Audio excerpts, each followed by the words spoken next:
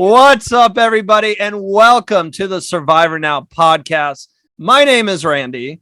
What's up, everybody? Welcome back to the Speaking Llama Survivor podcast. This is your favorite host, Alex. Oh, what? Alex, wait, what? This is I get what you're doing, but I'm actually hosting this. I get it's your turn, my but bad. It was my turn. Yeah. Okay. It's if you guys don't know, because they interrupted, there's going to be a lot of that today. We are joined by our great friends at the Speaking Llama podcast, and I mean great. I love these guys, and I'm happy to be speaking with them again. I hope it's like the same feeling here. I hope you love me.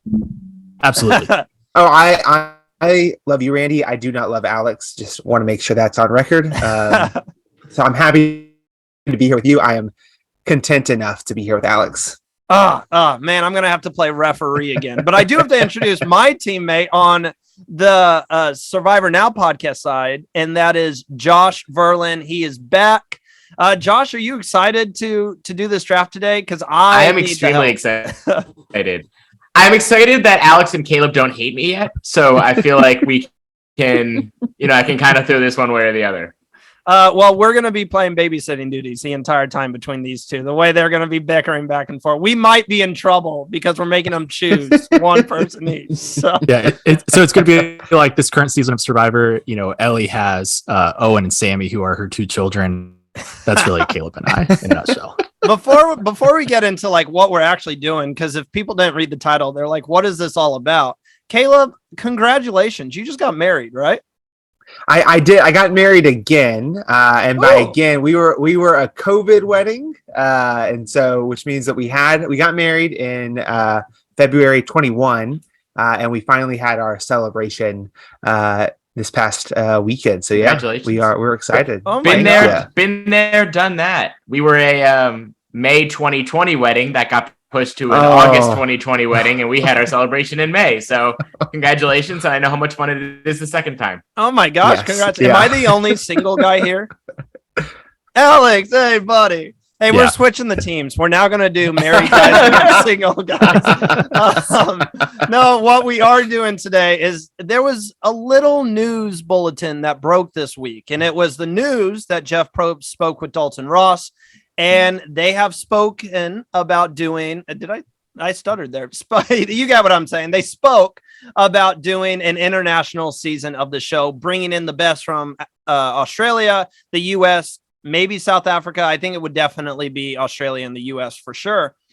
They're not ready yet. Keyword yet. So we're waiting on that. But we thought, what more fun thing to do, if I can get my words out. I know that makes no sense, but then to do a draft, do an ultimate draft where we take the best players Survivor can offer and try to make the best cohesive tribe that anyone has ever seen. So let me break down the rules. There basically are not many rules here. We're going to draft 2 tribes of 10. So it's going to be the Survivor Now tribe and the Speaking Llama tribe. And we'll do a fun thing here in a second that Josh doesn't know about, and neither does our fellas at the Speaking Llama podcast. So I'm going to catch everyone off guard with this. Actually, Big Brother. I'm prepared. None of them are. But basically, it's going to be a snake draft where we're going to give our guests, Speaking Llama, the first pick with who they think, I assume, is going to be their cohesive number 1 pick, best player. No, not at all. Not even a little bit. This is going to be fun. We'll get there. And then from there, if you guys aren't familiar with the snake draft, Josh and I will have picks 2 and 3, and then it'll keep going back and forth from there until we have 20 players drafted. And then how are we going to decide the winner? Well, unfortunately, we reached out to all the players we want to draft, and we tried getting a season put together, but they were busy at the time. So it's up to you guys. Go ahead and vote afterwards and tell us who has the best cohesive tribe. You can tell us which tribe you think the winner is going to come from, and you can also tell us which podcast has the better tribe. So I think I covered everything there. If I missed anything, let me know. The surprising part of that is Randy admitting he has ESP and knows exactly which 20 players are about to be drafted. Yeah, I do not. He's already reached out to them. Yeah. What is free will on the Survivor Now podcast. No, there will definitely. This is going to be a really fun show today. I know there's going to be disagreements. If you guys haven't checked out Speaking Llama's podcast, please do that because you'll see why there's going to be disagreements. There's always disagreements. So I will be shocked today if anyone drafts a castaway from season 41 and up. So I'll just throw that out there. But here's the little twist. It's not actually that huge, but I think it's going to be fun. We need a tribe color. Both people have to agree on a tribe color. So feel I'm colorblind. I do think we should. But on a serious note, I do think we should mention, by the way, when we're drafting players, we are drafting them at their peak season of Survivor. So it's not how they would be in today's, how they would be in 2022. It's how they would be in sort of their top game shape, whatever you want to define. Thank you, Josh. Thank you. Yep. So we are drafting literally the best of the best at their very best moment. So you guys get first pick. So I guess Josh and I can get first pick of a color. Josh, I'm going to petition for purple. I think purple is like the best tribe color of all time. And that is fine. Color. And that can also be an homage to our friend Bryce and his Purple Pants podcast. So I will. I love that. Gladly accept purple. Connecting the dots. And that gives me a reason to send this to Bryce. So. Oh, perfect. So we are the purple tribe and the brightest purple. Yes. And what about you guys? I mean, Alex, I have an idea in my head. If you are not on the same page as me, I will.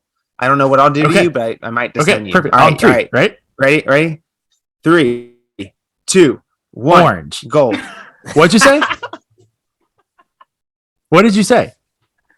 I hate you so much. Yeah, we're not being orange. I think we've seen the history of Survivor. I know that. I get it. It's a classic. And it's a classic that orange loses every single time. You guys should have just went oolong blue because that's what's going to happen. You're just going to get out of the game completely. All that glitters is gold, Alex. We are number one. Okay. Wait, what did you even say? I didn't. I said gold. Oh, gold. Perfect. Okay. Yeah. Absolutely. All right. It's basically orange. Yeah. Same color. So I guess it's the purple tribe for Survivor Now against the goldish orange tribe. Like a pale gold. I like it. It's unique. So, all right. Without further ado, let's get into this draft. Let's talk Survivor and try to make the best tribes we can. So, gentlemen, you have the first pick. Who's going to be officially selecting for you guys? I want a public disclaimer that I do not condone or agree with this being the first overall pick in a all-time Survivor great player. This player that Alex is going to pick is a good player, but does not sniff my top 5. And I am very upset he is about to pick this person. With that being said, Randy, thank you for this opportunity to get to publicly claim on another podcast how much I love this player.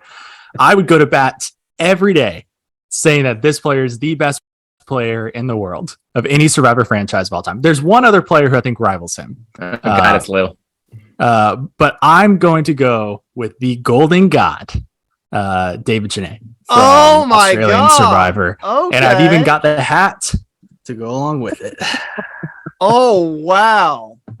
Golden God, number 1 pick, all-time best player ever. My personal favorite player ever. Caleb likes him. He likes to disagree that he doesn't like him. We did compare top 10s. He was not in Caleb's top 10. So I'm going to concede my next few picks to Caleb. Let him do it. But it's a Golden God for sure. I love him so much. Wow. I would do anything for the Golden God. I'm not arguing. I'm Absolutely. definitely shocked, but I wasn't anticipating that. Like, I knew it was coming because I know you a little bit, Alex. I'm a fan of the show. So I knew you were taking him. But I just didn't know first overall. And you could have waited because he wasn't even on my board, and Josh doesn't even know any Survivor Australian players. Yeah, I've never seen a foreign edition of Survivor, so I highly recommend it. Alex, I will never forgive you if they select who is the best Survivor player of all time, which they have 2 picks to do so. So we'll see. So anyway, shout out to Caleb. He does have a heart. He did let me do this. I like to think it's a thank you for officiating his wedding. And so I'll take that. You're welcome, Caleb. You're welcome. Oh my gosh, Josh, did you look him up? I saw you typing. Were you looking him up? Yeah, well, first I had to figure out how to spell his name. So that took a few Google searches. I'm sure he's really good. How many times has he played? Has it only been one? The one time He's played twice. Okay. So he played Champions versus Contenders I in watched that 2019. season. Yes. Okay, great season, and then came back for All Stars. Okay. How do you do? Is this a spoiler-free podcast or is this a spoiler podcast? Yeah, go ahead. If you're still here, spoiler alert. Just letting you know. Yeah. I mean, if Perfect. we're talking about the 10, 20 greatest Survivor players of all time, it'd kind of be hard to discuss. Well, he did well on season Redacted when he finished in Redacted place. Right. Well, so he wins All Stars, right? Oh, I didn't know he was a winner. So one of the biggest targets Wow. of all time. Some of the biggest moves happened that season at the hands of him. He steals idols. He is a double agent. He plays double agent multiple times. He is absolutely incredible as well as entertaining. He's one of the best confessionalists of all time. Yes. He's physically fit, does well in challenges, both physical and mental. 100% a villain, and it's amazing. He wears a leather jacket. What more do you want? Can you can steal an idol in Australia, or is that just like that's an advantage in itself? There's some context there. Okay. It happens both in his first season and the second season. I won't spoil that part because it's a fun thing to watch. He doesn't necessarily steal it, but an idol that shouldn't be his is his. Yes. Okay. He bamboozles some folks. It's funny Absolutely. you say that because we had an interview earlier today with someone from Survivor South Africa, and he was telling us on his first season, he stole 4 idols that season. So at one point he had 6 idols, and he said he's pretty sure they changed the rule after that season to where you can't steal idols anymore because he literally had 6. I was like, and you didn't win? How do you do that and not win? Yeah. Wait, so in South Africa, you could like just steal someone's idol? Yeah, he stole people's idols. Yeah, for himself. Yeah, it's a dumb rule. Yeah. Wait, you think they should be allowed? No, absolutely not. I was No. like, well, that's a different discussion. No. All right. So David is off the board. So now it's our pick. I don't think you guys understand like how hard you made this for us, because I think I know who Josh would pick. We've talked about the 2 best players in Survivor history, and we disagreed. Josh, do you know who I'm taking? I think I might know who you're taking, but I'm totally fine with it. Are you? Okay. I am taking the winner of Winners at War, who I think is the greatest player of all time, and that's Tony. I think if you're looking for, someone who literally has the complete package, look no further than Tony. And I just think that one season that he got voted out first, he showed in that he can learn from his mistakes. He was able to come back once again and literally win the season that had like arguably some of the best, greatest players ever to play the game. And I just don't know if there's anyone else that's available who's played the game who could do that could go on a season like that and win. So that's why I got to take Tony off the board here. Josh, I don't know if you have anything to add on. I'm sorry. I know that's not who you probably wanted. No, hey, we get 2 picks, so now I get to add who I think is the great. No, you can't hate against Tony. The one, okay, so I'll give my pick, and I'm going to hedge it by saying the one thing that makes me a little cautious about this is just as we're trying to think about building a tribe, right? Like, is this person the best person to pair with Tony? I'm not sure about that, but they're so good at Survivor that it's hard to not want them on our tribe, and I certainly don't want our friends here, the Talking Llamas, to get him. So Speaking Llamas, I gotta say, no, I think it's much funnier if we just pretend for the people that are only listening that we're just talking to actual llamas. A much better visual. Talking to Caleb is kind of like talking to a llama. Both very fluffy. No, but this guy, he's my dad's favorite all-time Survivor, so I've always been partial to him. He's played it 4 times, he's won it once, and some people will downplay his victory and say that he had it too easy. But I like to say it was so easy because he is such a GOAT. He does puzzles. He's physical. He provides around camp. He's an excellent confessionalist. He met his wife on Survivor. Yes, it is Boston Rob. Oh, good. I didn't think that's who you would take. I literally typed in, because I'm keeping track on my phone, I typed in who I thought you were going to take, and then it literally took me until you mentioned he met his wife, and I was like, oh, it's a guy. and I was totally shocked. I think Boston Rob is one of those people that like people just sort of assume he's overrated because of the love he gets. But when you watch his like, okay, you know, Marquesas was really early. He was able to kind of, you know, make some noise there, get enough to come back for All-Stars. He dominates All-Stars, and if it wasn't for the fact that it was so early in Survivor history, he probably wins that one. He's only off Heroes versus Villains because he runs into Russell Hantz, and people don't understand who Russell Hantz was. But Rob was fantastic that season. He's maybe, you know, he's Tyson Vogt away from running that one. And then Redemption Island, which he's so dominant that people think that season is bad because of how dominant he is. And all right, is it the greatest season ever? No, but like because of how dominant he was. And I think that, you know, people then tend to like overrate him because of that or undervalue that. And I think it's just because, you know, he is that good. I had him 15th on my board because I'm on the side of I think he's a little overrated, but I'm fine taking him. I think he's a good addition. And I don't know. I feel like him and Tony could work really well together, actually. They could. I think this is my last thing on it. I will say, I think the people that play 4 times, it's easy enough to find flaws in their game because who plays perfectly 4 times? But like when you look at the overall body of work of what he's able to do at camp, in challenges, at puzzles, physical, whatever, like that to me is why I think he's, you know, deserving of the spot. All right, so we'll toss it over to you guys. First off, if you have any comments on that, feel free to share. But I believe this is Caleb. Now you can make up for Alex's mistake at his first pick with your pick. Alex's mistake, and you know, I love you two, but y'all's mistake as well. I love Tony. I think he's a great player. I do think that Winners at War win is an excellent win. I honestly can't knock it. The whole season it was, why isn't anyone voting out Tony? He's going to win this, and you know he still won it. And I also have a deep affinity for Boston Rob. He was my first Survivor fandom. I grew up watching him. I loved watching him in All Stars, but also though old school Survivor, Boston Rob, the way Boston Rob plays the game, second to none. Modern Survivor, I do think the way that he plays that kind of aggressive mob boss mentality of like, we're all together, we're going to do like it doesn't quite work. So that would be the one knock I have for Boston Rob. However, I love him to death, and he can play. You know, people say like he's played enough. Give me Boston Rob any season, and I will take him. So to get to my pick, who I believe is the best Survivor player of all time, and I will go to my grave believing this until I maybe see someone that changes my mind. And that is, David, the Golden God he smiles at you. He's a model. He has a silver tongue, and maybe the only person that might be able to better socially manipulate people than him is the one and only Parvati. The greatest player in my book of all time.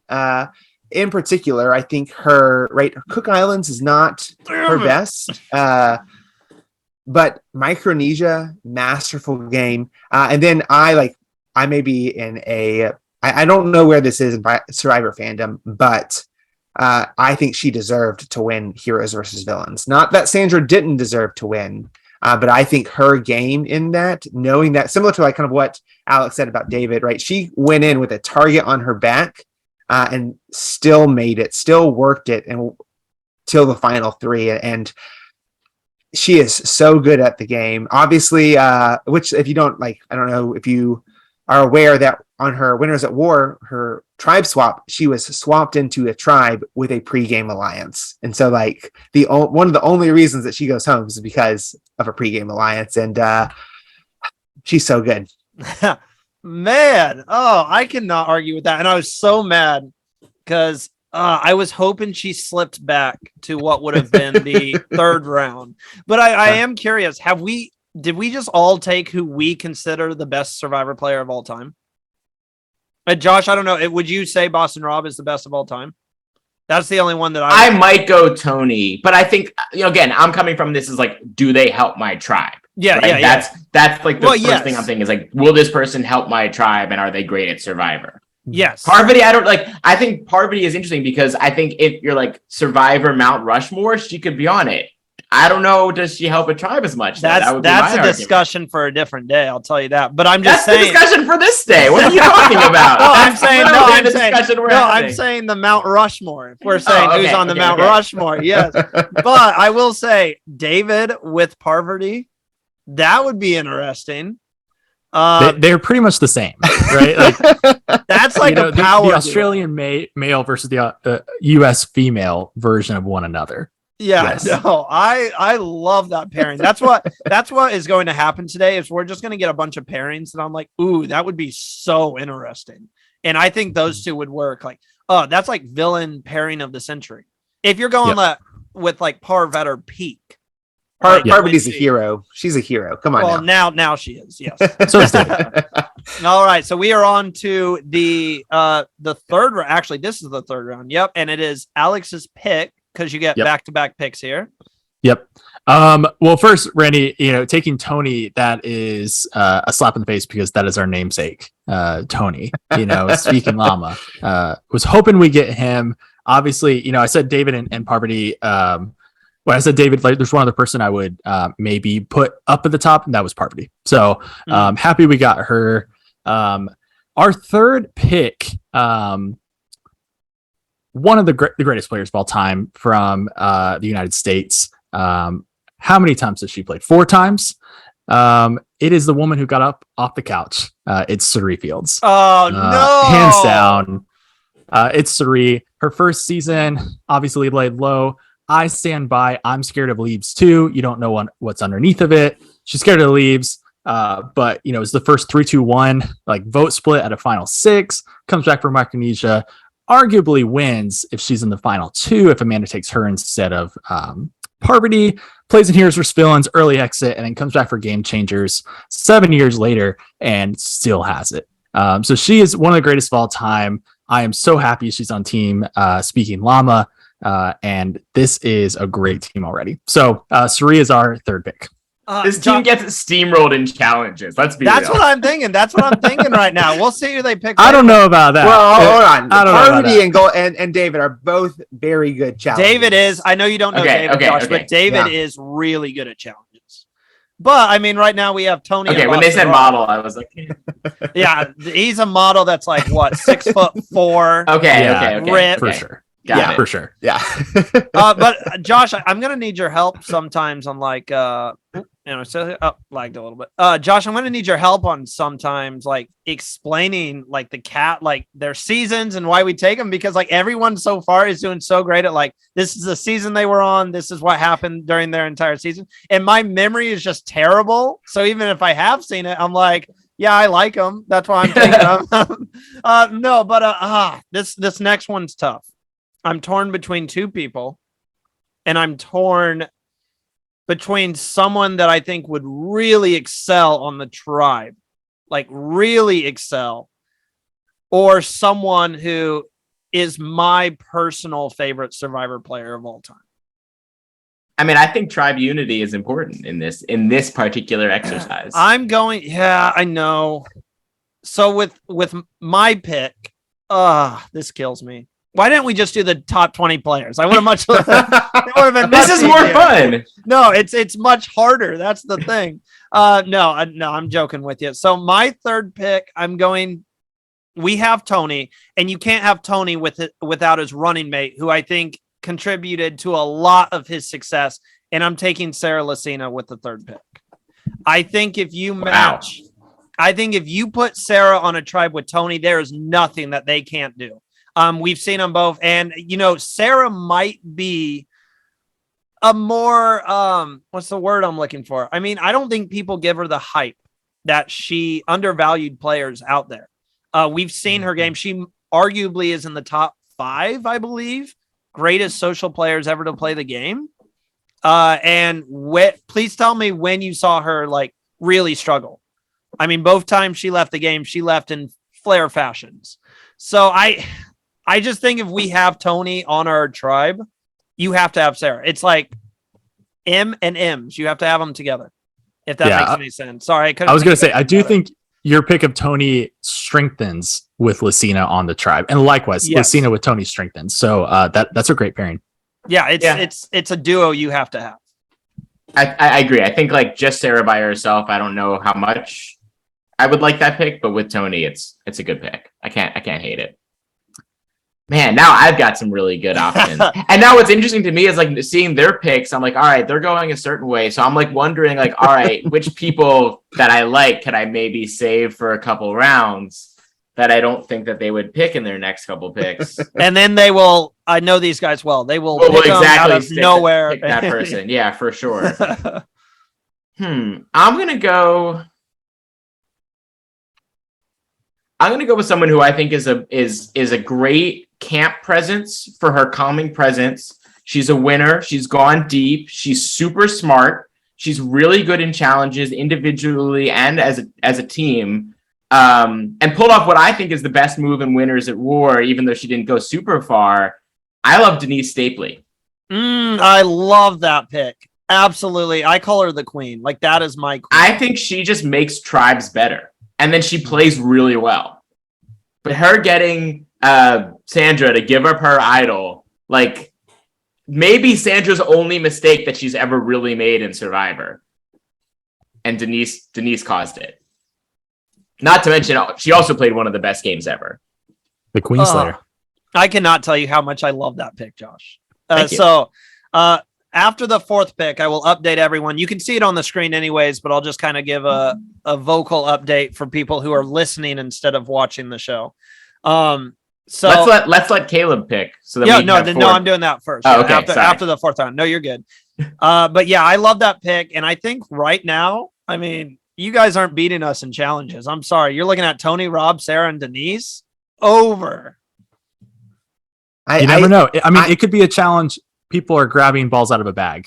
You never know. Hey, I will tell you, if it's anything like current U.S. Survivor, Cerie's on the puzzle because it's going to be an obstacle course plus a puzzle. So like, we're going to be fine with the challenges. Oh yeah.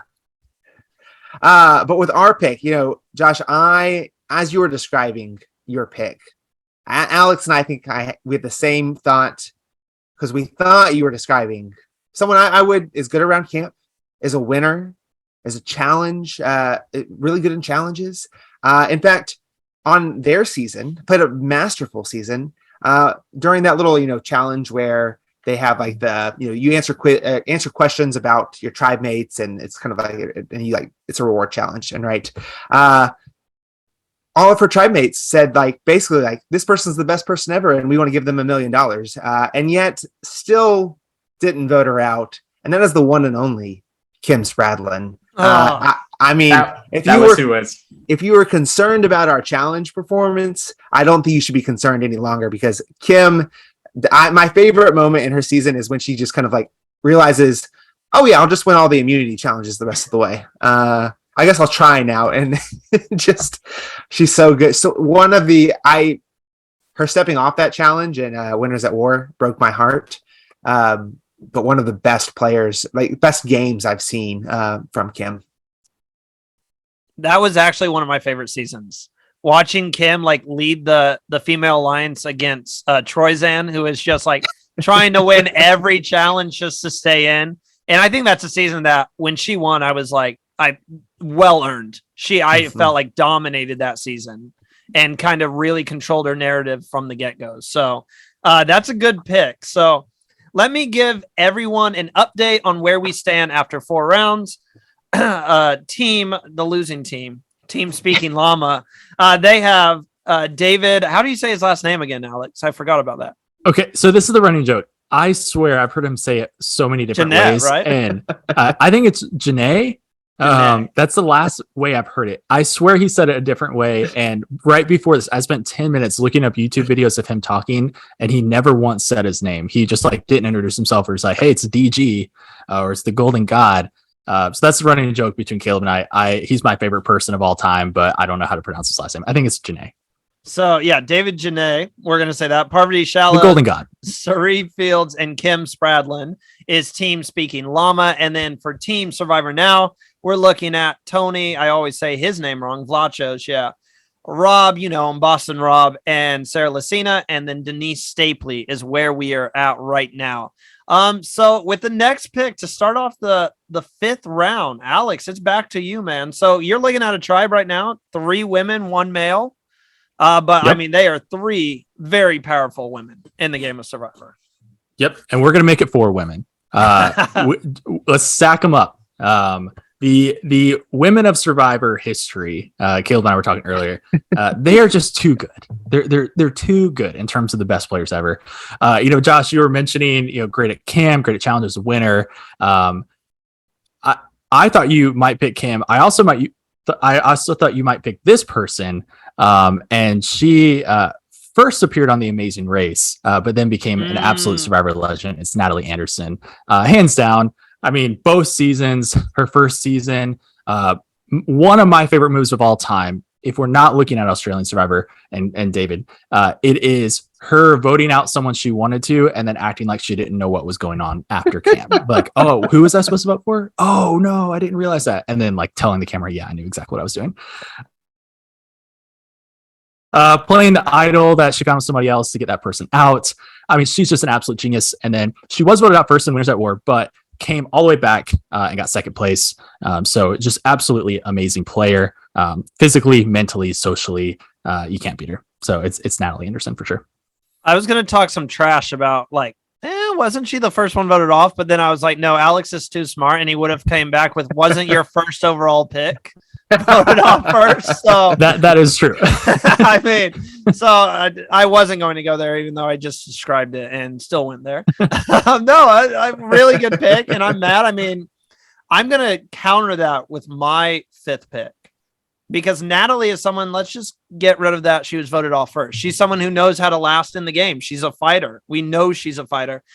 I'm going to, what's the most important thing in Survivor? Don't get voted out. That's literally like rule number 1. And I'm going with a very powerful woman who never got voted out. And that was Michelle. And it's a player that when I watched her first season, I think I was still in high school at the time. And I talked so much trash. I was like, GOAT winner. She doesn't deserve this. I don't even remember. Like I said, my memory is awful, but I don't remember who I thought should have won that season. But I was just like, oh, Michelle doesn't deserve this. I don't know. Like, I was furious. And then she came back at during Winners at War, where I had a more understanding of how the game of Survivor plays and less of like a casual fan and more of like someone who really watches it and can look behind edits and stuff. And I was just like, she kills it. She is, I don't know what it is. Her social game is phenomenal and she knows how to make it to the end every single time. And I mean, how are you going to argue against someone that literally has never been voted out of the game? So I just think she's another player who is extremely underrated. And that's one of the few seasons that I've went back and watched more than a couple times, and just the respect that I've gained for her now after saying that she didn't deserve to win the first time. It's out of this world. I think she's a phenomenal player. Yeah. So one of our very first podcast episodes. So next week, we're actually celebrating our 2nd year of podcasting, but it was like the first week. Yeah. Thank you. It will be great. We'll announce it on Instagram at Speaking Llama. Yeah. Make sure to follow. Can I come to the party? Absolutely. Yeah. We don't have one, but if you want to have one, we'll show up. We did kind of debate style episodes, who would win, would outplay, outlast. And one of our very first episodes was Michelle versus Natalie. And I think I had Natalie, you had Michelle, Caleb, or no, I had Michelle, you had Natalie. And by the end of it, we just sat there and went, wow, these two are amazing. And I think that gained a lot of respect for Michelle, being able to look at her game. We love Michelle. She was on our top 10 list for sure. So good pick. Caleb, would you have changed? Would you have taken Michelle over Natalie? Given it's hard because like looking at their game, I would say Natalie's win is better than Michelle's win, but you can't also ignore the fact that Natalie got voted out first, which Survivor tribes just need a reason to vote somebody out, even if it's not the best reason to vote somebody out in those first few votes. So I considering, the makeup of our tribe, I think I prefer Natalie in this situation as a little bit better of a challenge beast. That over Michelle. Not Michelle is no joke at challenges, especially that one like tower, her little kick that she does with that tower puzzle. But I think given the makeup of our tribe, I think we needed Natalie over Michelle. But I mean, look at a little peek into our big board. We had in a row Kim, Natalie, Michelle, right? So it had she made it back around to us, she may have ended up back on Team Speaking Llama. I have to actually agree with Caleb's reasoning there. I think they needed some more like Natalie is a powerhouse. Mm-hmm. All right, my next pick is someone that I actually thought about picking with my first pick because I think he's potentially my favorite survivor of all time and maybe one of the best of all time, even though he hasn't played like that many times. But I didn't think that you guys were going to grab him that early, but I just can't let him go any further. Because as you guys will learn, I love the people who play Survivor well, but I especially love the good people who play Survivor well. And this guy is arguably the best human being, or one of the top 3 that I think has ever played the game of Survivor, in addition to winning the game of Survivor and being a challenge beast, and someone who's great around camp as well. And that's Yul Kwan. Good pick. I can't say enough nice things about Yul. Literally try to find something bad to say about Yul and you can't do it. That's one of the players. I was just going to say, that's one of the players I've seen it. I saw him on Winners at War and I've never seen his original season. So I couldn't put him high up on my boards. He's so impressive. He's just an impressive person. Mm-hmm. Yeah. There are 2 moments which involve the same player that Yul is talking to in this moment, that in terms of conversations that I've watched Survivor and been like, man, I don't know a better move or a better way to convince somebody. One was Yul convincing Jonathan Pinner to flip on his alliance and come back. And the other one was Jonathan Pinner convincing somebody else to flip on their alliance in a way of where you relate to people, where you connect with them, and just a deep understanding of who people are, and not using it maliciously, right? Yul doesn't, I don't think, have an evil bone in his body based off what we've seen on Survivor. And so I love that pick because I love Yul. Sorry, I was listening, but I'm already nervous for my next pick, even though it's literally 2 picks away. I'm so excited for Randy just to watch Cook Islands, even knowing that Yul wins, just because it's it's Caleb. He plays so well, but it's a wholesome win, even though he's playing Survivor well. I'll tell Alex, Caleb, I'll let you guys know that I am watching the seasons currently that I have never seen, and I am on Survivor Palau right now. So I'm about halfway through Palau. So don't spoil anything, even though I know every winner of Survivor ever. So we often say with Cook Islands, that is one of the best seasons to watch as a first time viewer because of the story. It's such a good story, as well as so many great players and characters that you'll see so many more times throughout Survivor history.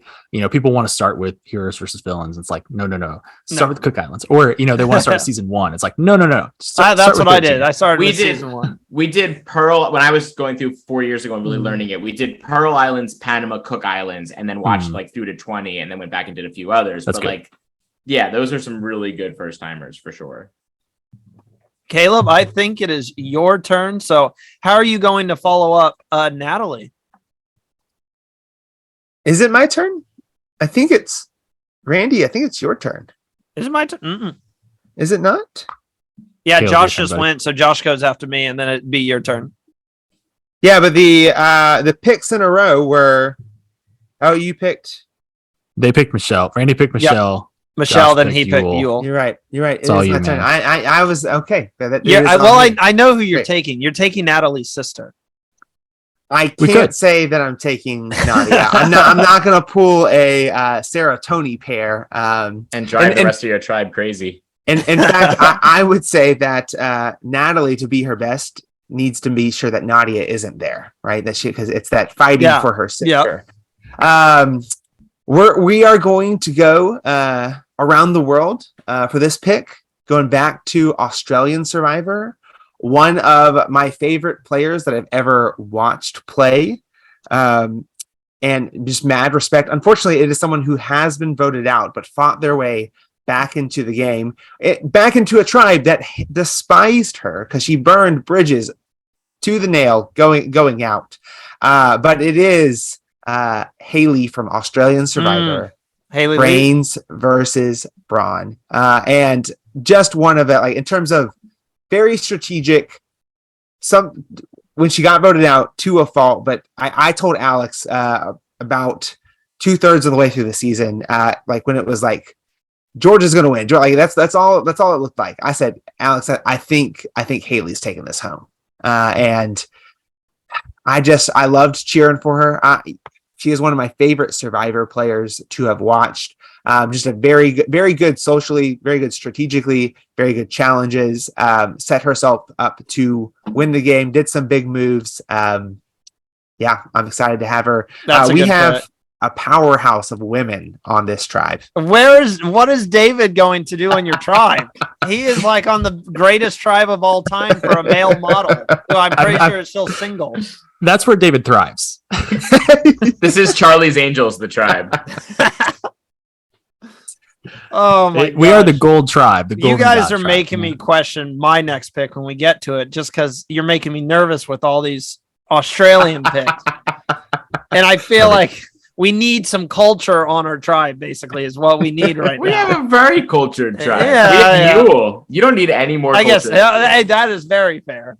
All right, Alex, how are you gonna back? Are we taking another female here? Do you have another female? We are not. We're gonna pause. We're gonna pause on the female players for a second. Oh, I wanted this to be like an all-female tribe except for David. It might be, other than this person. So we're gonna stick in Australia. I'm a good guy. I'm a hero. Caleb's a villain. We know this. I haven't figured out who the villain is yet. It's Caleb. He's the villain. So my favorite player of all time is David.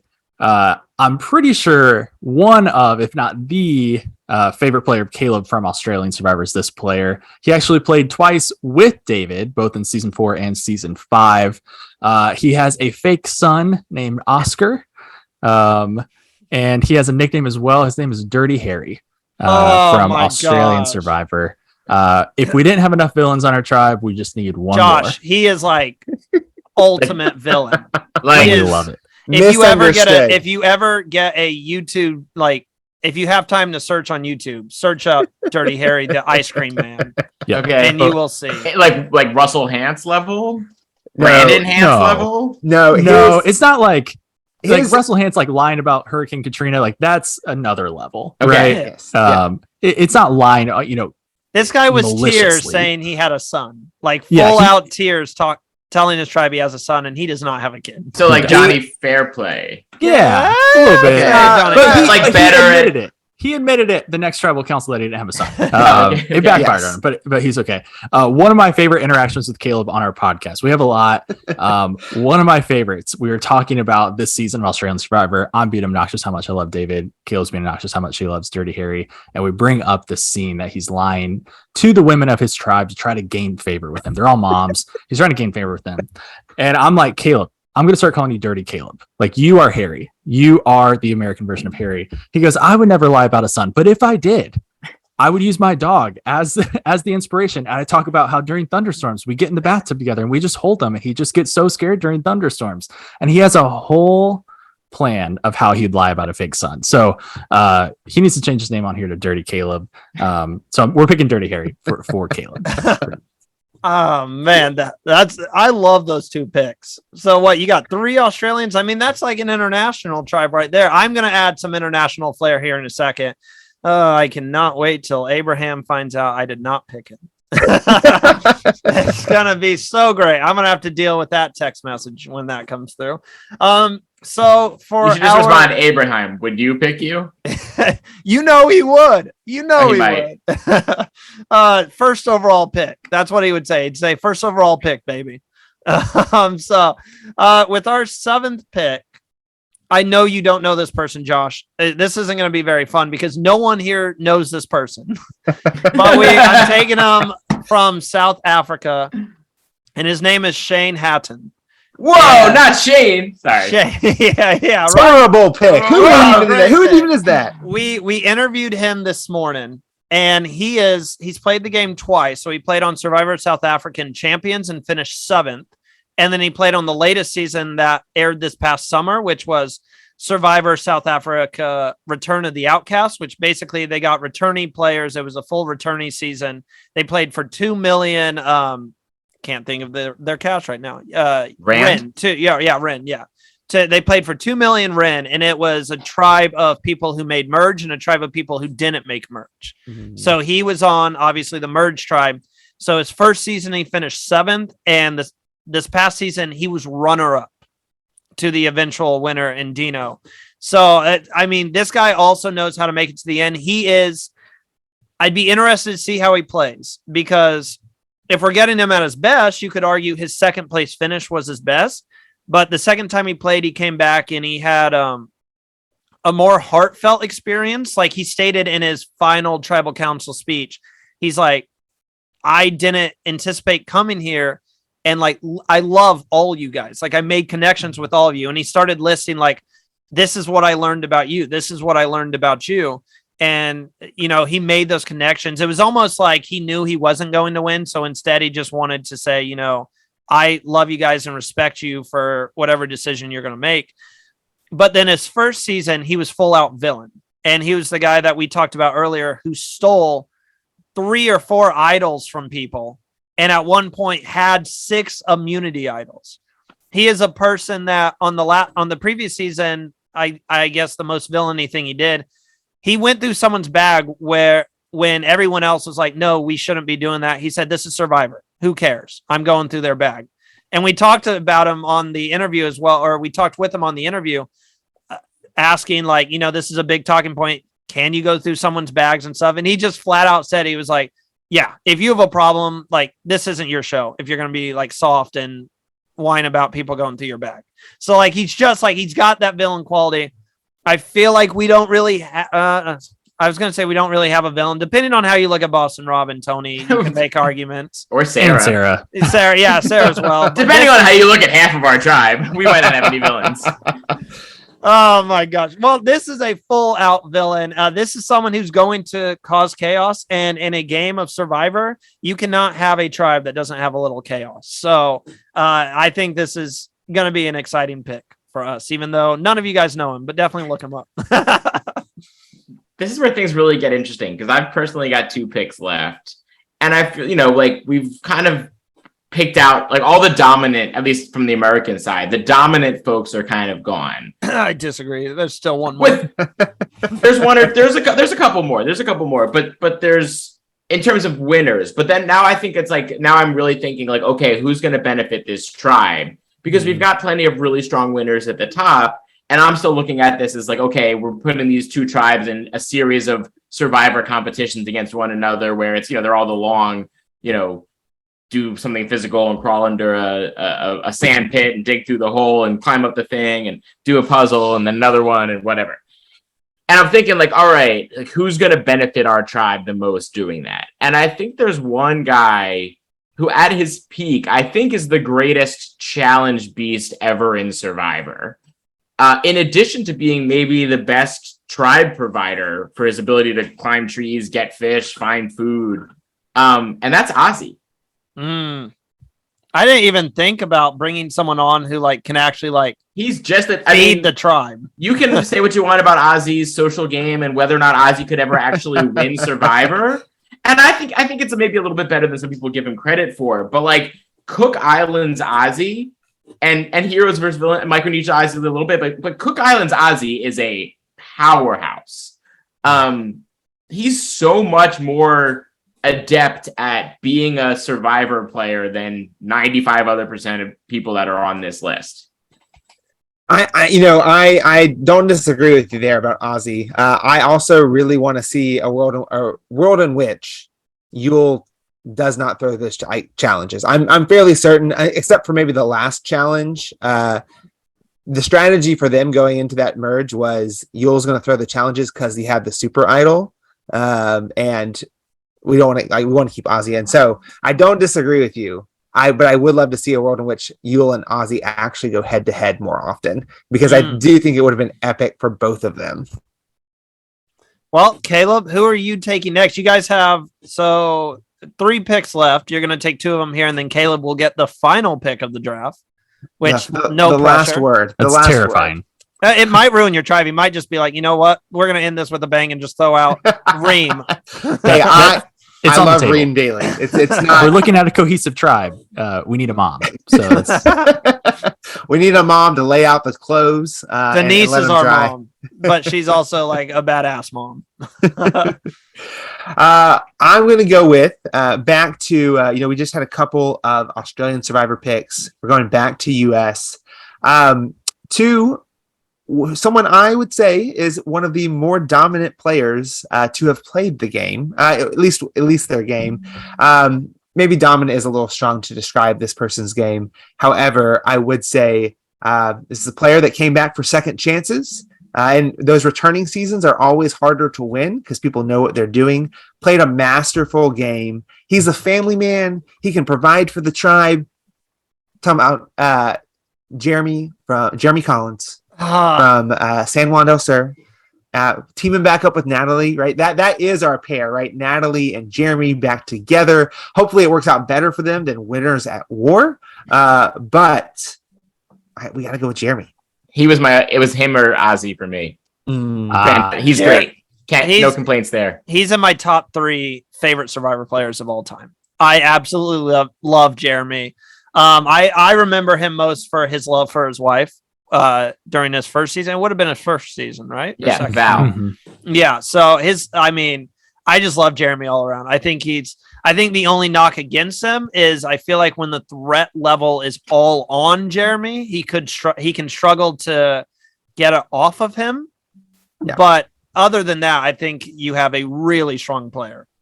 I mean, socially and in challenges. Absolutely. Yeah. Alex, it's your final pick. No pressure. Final pick. Just ruin it really for Caleb go just rogue. to make him mad. I want to go rogue so bad. All right. Obviously, you already went rogue with your first true. pick. That is true.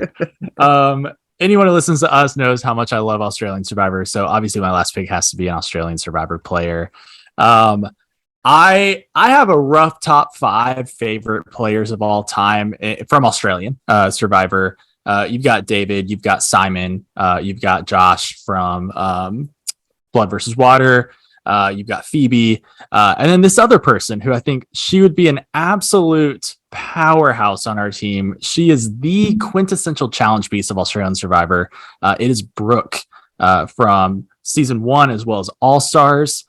She understands what it's like to be on top of an alliance and stay safe. She understands what it's like to be an underdog and keep persisting. I feel like a lot of players, they can do one or the other really well, but when they're, their second season, if they're on the other side of the tribe, they can't. She can, and she can win. It'd be fun to see her and David together, maybe working together this time, maybe not. We don't really know. But I think to round out our tribe for our 9th pick, it's got to be Brooke. She's absolutely amazing. One of my favorites. Is it Brooke Jowett or Jowett? I think Jowett. Yeah, Jowett. Yeah, I actually didn't know this Survivor player, so I had to look her up. Oh, nice. She's incredible. Highly recommend you watch her seasons. That's once I finish the US seasons, I'm going back and actually doing all the international seasons that I did not watch. Perfect. Yeah, she's incredible. I would say Brooke runs season 1 of Australian Survivor up until a point, until she gets a little bit too cocky, which is everyone's like pitfall in Survivor, and it gets flipped on, and then she's like real bitter about it, but it was the right move for that person. But I agree with Alex. Great pick. Yeah. And in All Stars, there's a beautiful moment where there's a lot of redemption. So great all around. I love it. Trying not to spoil too much. No, you're good. We already gave the spoiler alert. They're fine. They're fine. With my final pick, it's going to kill me not to take my favorite Survivor player of all time. I'm pretty sure everyone here knows it. I don't know if you guys remember who it is, but I love Cochran. Absolutely love him. He's my favorite player of all time, and I will not be taking him here. So I'm so sorry. Forgive me, Cochran. I'm torn between 2 people, and with this pick, I'm kind of going the Ozzy route, but I don't want Ozzy to be the sole contributor on the tribe, and I'm going to pick someone that I think is just a dominant teammate on your tribe. Josh, I'll actually ask you here who you think I should go with. I'm torn between Rupert and Tom West, however you say his last name, Tom from Survivor Pullout. That is a good question. I don't think if we have Ozzy that we need Rupert. But I mean, you're talking Rupert in challenges. He pretty much Tom Westman in challenge. You're watching Pullout. Yeah, I know. Are you not watching Pullout? I'm familiar with both of these seasons. That's why I both threw them in. So who would be better on our tribe with who we have? Tom. You think Tom? Yeah, because Rupert can kind of get like crotchety. He can get angry. He can get angry if he doesn't have food and stuff. You can get crotchety Rupert. I love Rupert. Especially as like if you're just like who's my favorite like character, he's way up there. But yeah, I would go Tom. Pick. Yeah. Okay. So I will stick with Tom. I mean, we already talked about it. You're talking about a guy who not only is he strong socially, but he was pretty much I'm 7 episodes in so far. What I've seen, pretty much dominant in challenges. I mean, an absolute workhorse. We're talking about someone who everyone was scared of this, like 3 foot long shark, and he just takes a machete and cuts it in half like it's nothing. And then looks down at his shoulder and goes, "Oh, is that me?" I mean, so if we're going to have like an Iron Man on our team, I'm going Tom. So that's my final pick.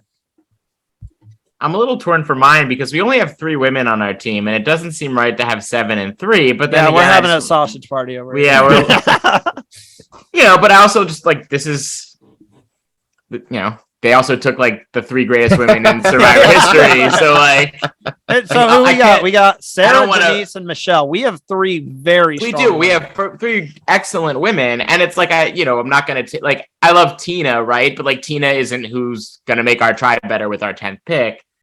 And if we are thinking about like challenges and such, that does tend to be, with the physicality, it does tend to be the men.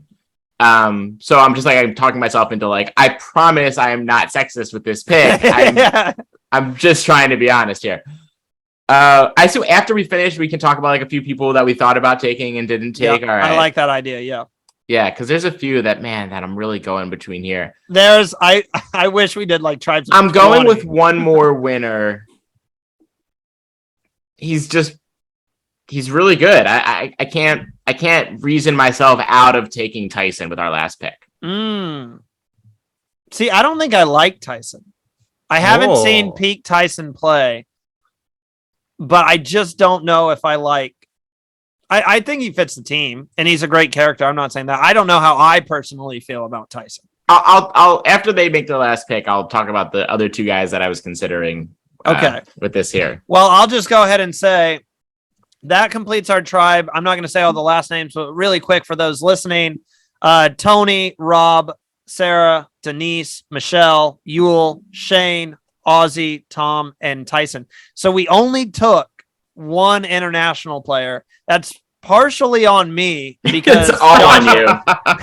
Yeah, it's all. But the thing is, I told Josh beforehand, I was like, and I think I told everyone here, I just didn't see when I was looking at the greatest Survivor players of all time, there was just too many who, I mean, the bare bones of what Survivor is all about. There's just too many for me to go out and pick a lot of the international players. But we'll talk about some of the ones that I was thinking of here in a second. We are down to the final pick of the draft. There are a lot of big names still on the board. So who do you have for us, Caleb? Yeah, I am going to go with someone who I think might have one of the top, is in the top 2 of greatest final tribal council performances of all time. This person is not, we're fine athletically, challenges wise. We're good.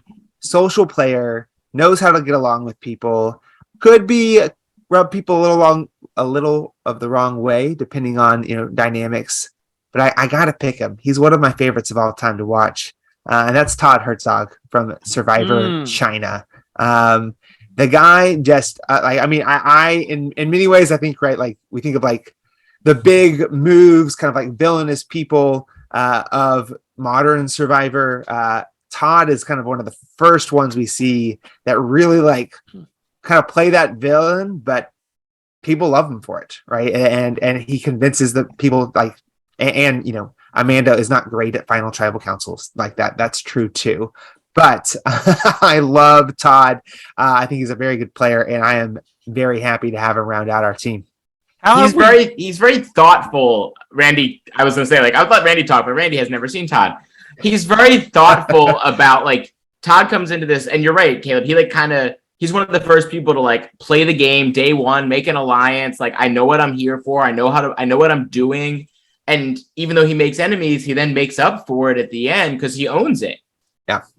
How have we not seen him back? That's my question. Because I had Todd pretty high, even though I've seen parts, unlike every other season I haven't watched. I've seen some of Survivor China.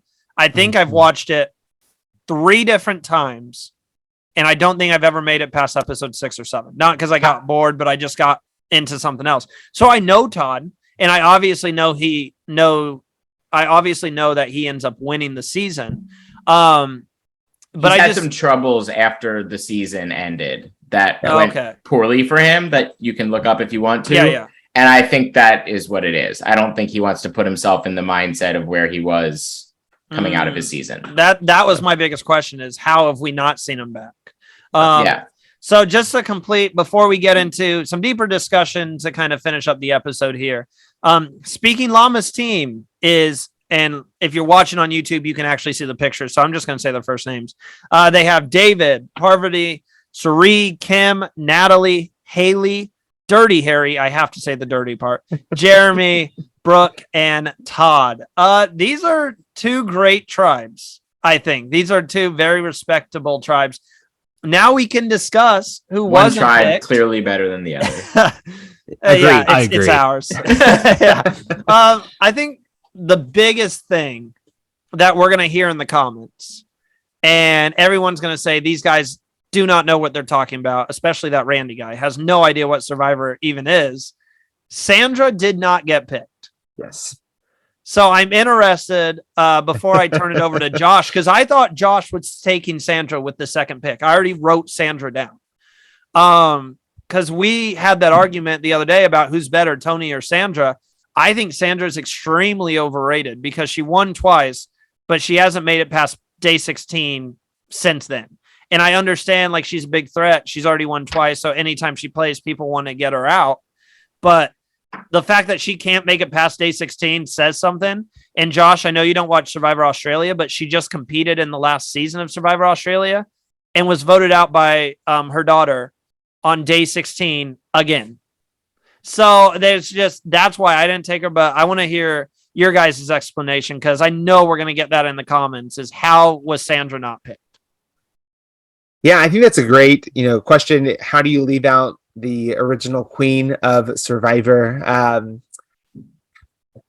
Honestly, when I look at her holistic game, it may be unfair to knock her too much from her last couple of times because she has won before. I have to believe, even though she loves Survivor and I think she plays hard, she has zero pressure to win, right? That she's out there to do what she wants to do, to not be stressed about playing. And because of that, I think that's why we see a move like giving your idol to Denise and she uses that to vote you out, right? I think heroes versus villains Survivor, that never happens with Sandra, but it's because of the longevity of her in Survivor. I think part of it is that her game isn't flashy, which I think is not a knock on her game. But when I think of the people that are fun to watch, interested in challenges, or the Sandra sit out bench is a real thing. But oh yeah, I didn't even think about that. Yeah, and that's why, right? Yeah, and also for us, right? We needed to pick another guy on our tribe to kind of round that out. Yeah, I agree with you, Randy. We're going to probably get some dissenting voices about not picking Sandra.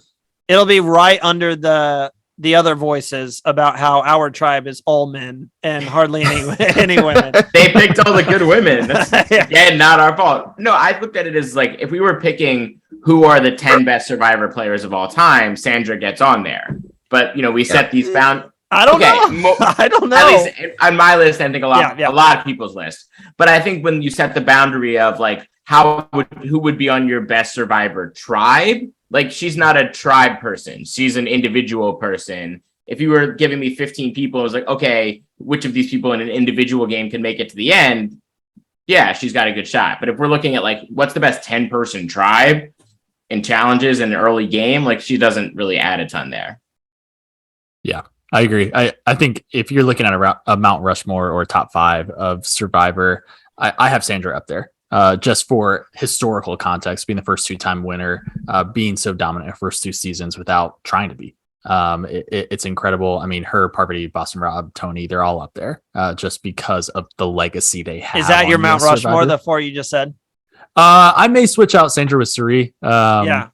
But I think that's the top 5. That's a different, that's a different discussion for a different day when we come on and just argue for 2 hours straight about who the top 4 are of all time. Exactly. I am interested. I love that you said this, Josh. I would love to hear just like a short list of 3 to 4 people who you were thinking about picking during the draft that you didn't. I will start really fast. So just a few, I'm going to go a little over the 3 or 4, but just a few of the international people that I thought. Dino, I know you don't know Dino, Josh, but he was the winner of the past season of Survivor Return of the Outcast. He literally makes puzzles for a living. So like he is a genius when it comes to puzzles.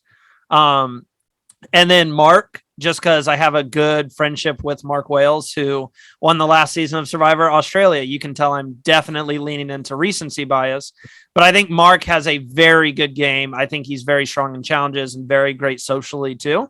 And then just really quick, some people from the US side that I was thinking of. I was very close to taking Adam Klein and Kelly Wentworth a couple times because I think both of those are really strong players. And then Aubrey was someone that I almost took for like 4 or 5 rounds straight and then just ended up not taking her, Aubrey Bracco, because I think just her ability to kind of read the situation. She is a little too emotional at times. There can be, but I think she's got a great understanding of the game in general. So those were just some people that I almost took, especially putting emphasis on Aubrey and Adam Klein, because Adam Klein, I think we all can agree, is just a genius when it comes to the game of Survivor and really knows what he's doing when it comes to gameplay. So those are my kind of, I almost took them. I'll go to Alex next, and then we'll go Josh and Caleb. You have to go last again. Last Randy, word. I love it. Last word. Yeah. So Caleb and I, we kind of made a top 10 to 15, try to merge them together. Yeah. So a few others, I mean, y'all took some of our picks for sure that were in our top 15, 20. But some ones that haven't been mentioned that I had in mind, Mark, I agree. I mean, being a big physical guy to win, outstanding. He played great. I also put Sam, his wife, from Australia in there. I think they are a great pair together. I think Mark wins because of Sam playing, and I think they had an excellent dynamic there. So absolutely love the two of them. Same season, I put Josh Milgate on there. I'm biased. I think I'd play like him. One of my favorites from Australian Survivor. So he was on my short list, and then I also had Wentworth as well. Again, just a personal favorite. Caleb and I, we have this dynamic where we're both very stubborn. Caleb is stubborn in the sense of what is right, what is true, what is factual, what is based on the rules. And I'm stubborn in loyalty. So it's very hard to distinguish my favorite players versus the best players. To me, they're the exact same. So that's where often we get. No, Jordy, you didn't have the Joker on your list? I personally did not. I enjoyed his gameplay. If we're looking at best of all time, best 10 of all time, I did not have him on there. Josh, what about you? Who am I missing here that you had? I thought about Amanda because of how successful she's been, and if we need another woman, that's when I was saying but I just don't think she helps our tribe as much as Tyson would. Yeah. And I also thought about Wendell, but then I'm like buddies with Wendell, so then I felt kind of weird about that, and I was like, am I only picking Wendell because I know Wendell? He's gonna text you now that you didn't pick him. I know, probably. I feel really him bad. and Bryce are gonna message you. Although then I'll just be happy that he'll have watched this far into it. So what are you doing? You have better things to do with your life. Ethan was another one that I thought about. Played a great game. I thought sort of a little, and then two that were a little out of the box. Yao Man, just for again, just puzzle camp guy, think just sort of makes your tribe better. And then one guy who I think is super underrated is Terry Dietz. from Panama, and then who only had to leave second chances because his son was in an accident, and he was set up to do really well in that game. And he's a challenge beast. Played a great game in Panama, just ended up on the wrong side of the numbers, but lasted way longer than he should have. And I think he's like a super underrated survivor. I will also say no one took Richard Hatch. I think we all know why they didn't, for the tribe unity, but I mean, first ever survivor winner. What about you, Caleb? Is there anyone we haven't mentioned that you're like, I really wanted to take this person? Yeah, I think two in particular. I had y'all taken some of the ones that we wanted, and I definitely think this person would have ended up on our tribe. One of them is Pia from Australian Survivor, plays with both Harry and David. She is nicknamed the Silent Assassin by one of her tribe mates, and just plays a very good under the radar game while manipulating the entire tribe the entire time. And so just an excellent player. The other one would be Earl Cole from Survivor Fiji, the original Fiji location. He's just right, like one of the winners I think about in terms of played a wholesome game without needing to necessarily backstab, right? Which is so rare in Survivor, but not strategic game, right? Like being strategic doesn't mean backstabbing and flipping on people, but you can be strategic and good and be honest. And so I really love Earl and love cheering for him. And I hope we get him on a season again at some point. He was on Shark Tank. Oh, really? Like recently? A couple of years ago, 3 or 4 years ago, maybe. The last thing I want to do is, do you guys, Caleb, Alex, do you guys have who we took? I do. You do? Mm-hmm. I was going to say, does anyone, just for fun, so you guys at home listening to this or watching this, you get to choose who wins. Let us know. I'm sure we'll be posting it all over our Instagram pages. Let us know who you think is going to win the season, who you think has the better tribe. But just for fun, guys, I mean, it's basically a guess, but is there anyone out of these 20, if this was an actual season of Survivor, does anyone stand out? That person's going to win. I'll go last here. I'll let Caleb go first. We'll go reverse order: Caleb, Josh, Alex, and then me, and then I'll round us out here and finish the episode. I'm going to speak it into existence because I desperately want this person to finally win. The best player to have never won is Sari Fields. And on a season with a bunch of powerhouses, a bunch of egos, and looking at the one person that's never won, right, she can slide right in there. If she doesn't get voted out early for like tribal like challenges and things like that, yeah. I think Sari could win this game, which she could have won a lot of games. But if you guys avoid the pagonging that's coming, yeah, I mean she can kind of integrate herself in our tribe. Then yeah, I could see it. Josh, you want to throw out a name, someone this person would win this season? Yeah, I mean, I think I agree with you. I think our tribe dominates challenges. I don't know all the Australian people, but we have a stacked tribe. And then I think we get to merge, we do, probably with a healthy 8-4 lead, right? And then I think that's when sort of the physical threats start to pick each other up. And I think Denise comes out of this. Ooh. She sort of finds herself in the right alliance and convinces Rob and Yule and Ozzy and Tony to kind of turn on each other. And she ends up with a final three of her, Ozzy, and Michelle. She's got the best story, and Denise wins again.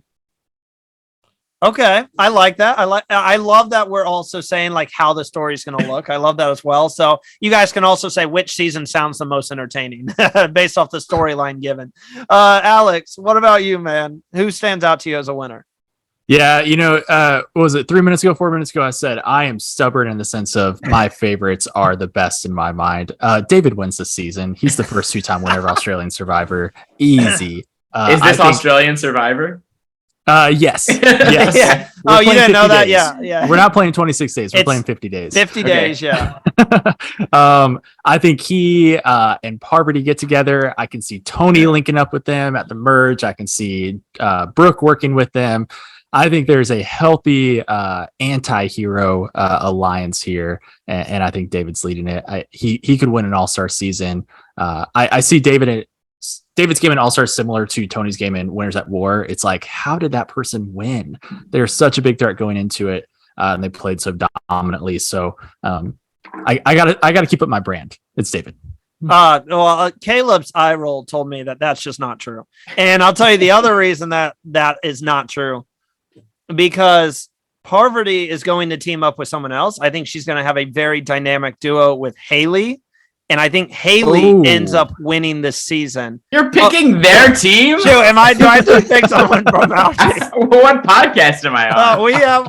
What am I doing? The whole point of this is the Ultimate Survivor tribe. We have the better tribe, but we also have a lot of massive egos that I think are going to take each other out. I mean, we have the better tribe, but our tribe is just going to like self-destruct at the merge. We literally have Tyson, Shane, which I know you guys don't know him, but Tyson, Shane, Rob, and Tony. I do think two of those guys can form a very strong alliance, but all four of those guys together, and it's going to be a shit show once the merge hits. But with our 9-1 advantage, it won't matter. Oh, it will. That's the key word on shit show. No, I don't know. If I'm just being honest here, I think they got the winner. We got the better tribe. They did get the winner. And I think you're looking at a final 3. We are doing the final 3 of Haley, Parvati, and I'm going to say Denise is the one who flips and goes to the end with those women. So I think we're looking at an all-female final for sure. 3. Yeah. Oh yeah. But that does it for the ultimate. No draft. question about that. I'm pretty sure we all had fun. At least I did. I don't know. These guys might have been acting the entire time. They had me fooled. But we got to do more games like this sometime in the off seasons and stuff. And that was a lot of fun. Where can people catch you on social media, guys, when it comes to your podcast? Oh, we just pointed at each other to speak. I'll go at Speaking Llama on Instagram. That's the best place to find us on social media, where you can find us on Apple Podcasts, Spotify, wherever you listen to your podcasts. We're on there. I think at the time of this coming out, we will have gone through a rebrand as well. So our page is going to look a little bit different. This is some inside knowledge for y'all. It's going to look a little different here in a few days. So we're excited to unroll that, and I think it's going to be a good time. Oh, I am so excited for that. By the way, I didn't know you guys were pointing at each other. I thought you were just saying like it's right there or something. So I almost started talking again like, oh no, like I need you guys. Yeah. We know what we're doing. You guys can catch us on Instagram as well at Survivor Now Podcast, or on Twitter at Survivor Now Pod. Fun little, side note about these two podcasts. So the one that me and Josh are on, and the one that these two wild men run over at Speaking Llama, they're actually the podcast that I race with every week to get my show out. And they beat me last week on releasing, or by the time this gets out, like 4 weeks ago. They beat me. So I'm always like, it's always like Speaking Llama released their show like 20 minutes ago. And I'm like, God dang it. So we're always racing each other. But you guys release content right after, correct me if I'm wrong, right after Survivor US airs, right? You guys record and then release it, and then you cover US and Australia, right? Yeah, definitely take this moment just to kind of tell people about the show. Yeah. Oh, excuse me. We do a recap episode, or like a reaction episode. So we know that there's a lot of Survivor podcasts out there, a lot of really good ones. And so our kind of thing is look at the reactions to what happens. We always pick an outwit, outplay, and outlast player of the week. I'm always right about those. But yeah, we do cover Australian Survivor as well when that comes out, because they typically do 3 episodes in a week. We do just a reaction after the week rather than trying every single night, which that would be intense. A lot. No, I just copy them. No, basically same, but thank you guys so much for coming on. As always, we got to do this again sometimes. It's always an honor to have you on the show. This is our 3rd time doing a show together, right? I think so, yeah. Because you guys, I think. I can't remember all the shows we did, but yeah, definitely always fun to have you on. Josh, I'm so sorry. You've kind of just been sitting over there. You got to meet him this time. I'm used to being forgotten about. Josh, where can they catch you on social media? Yeah, you can follow me on Twitter at JM is in Michael VERLIN. There we go. See, we had to get Josh in on this. I just felt so bad because we're having like a little bromance connection. I've got the most Twitter followers. So. He does. He has us beat there. So thank you guys so much for tuning in. Make sure to follow Speaking Llama on social media and make sure to check out their podcast. It is amazing. I listen to it every week. They're my go-to podcast when I get done with mine. I mean that. And then check us out too. Make sure to give us a follow. If you're watching on YouTube, like and subscribe to the channel. If you have early access to this on our Patreon, thank you so much for supporting us as well. But enjoy the rest of your day, guys.